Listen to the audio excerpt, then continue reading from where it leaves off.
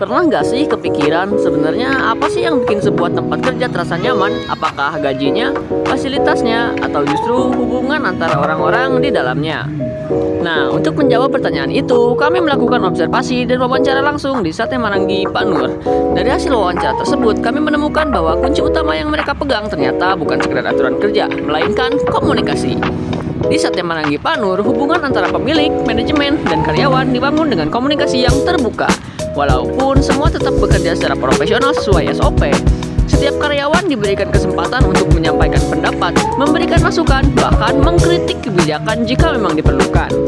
Menurut pihak manajemen, daripada masalah dibiarkan menumpuk, lebih baik langsung dibicarakan bersama sampai menemukan solusi.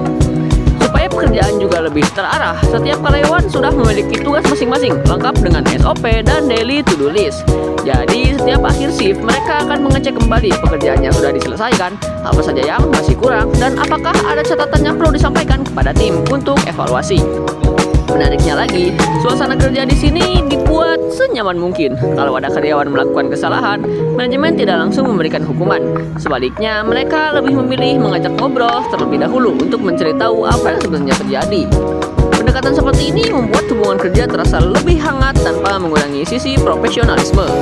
Selain itu, perusahaan juga memberikan berbagai bentuk apresiasi kepada karyawan, mulai dari bonus performa setiap 4 bulan, fasilitas olahraga yang dibiayai perusahaan, hingga kegiatan outing tahunan yang menjadi momen refreshing sekaligus memperkuat kekompakan tim. Namun tentu saja tidak semua berjalan mulus. Salah satu tantangan terbesar datang dari masalah pribadi yang dialami karyawan.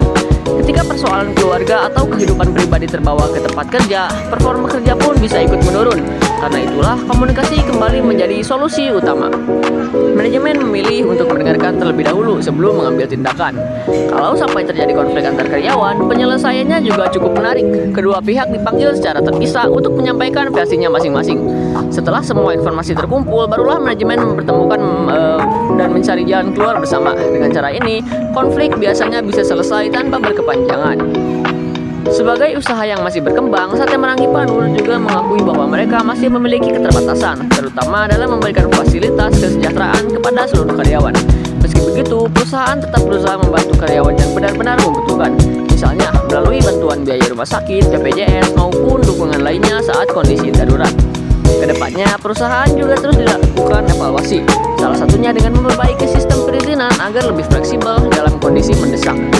Selain itu, pelatihan internal maupun eksternal terus dikembangkan supaya kemampuan setiap karyawan semakin meningkat. Bukan hanya itu, perusahaan juga mulai memanfaatkan teknologi dalam pengelolaan karyawan. Selain menggunakan WhatsApp sebagai media komunikasi, mereka juga memiliki sistem berbasis website yang digunakan untuk absensi, penyampaian informasi, hingga berbagai kebutuhan operasional lainnya. Meskipun masih menghadapi tantangan, terutama dalam menjaga keseimbangan antara kondisi, keuangan perusahaan, dan kesejahteraan karyawan, pihak manajemen percaya bahwa hubungan kerja yang sehat akan memberikan dampak positif bagi semua pihak. Pada akhirnya, dari hasil observasi ini dapat disimpulkan bahwa hubungan kerja yang baik bukan hanya dibangun melalui peraturan yang ketat, tetapi juga melalui komunikasi yang terbuka, rasa saling menghargai, serta keseimbangan antara tanggung jawab dan penghargaan. Harapannya, Sate Marangi Pak Nur tidak hanya menjadi tempat kerja, tetapi juga menjadi tempat setiap karyawan berkembang, belajar, dan mempersiapkan diri untuk meraih kesuksesan di masa depan. Terima kasih sudah menyimak, sampai jumpa di pembahasan berikutnya. Itu baru juga sih, kayak kita kasih uang buat olahraga, terus juga kita sekarang lagi evaluasi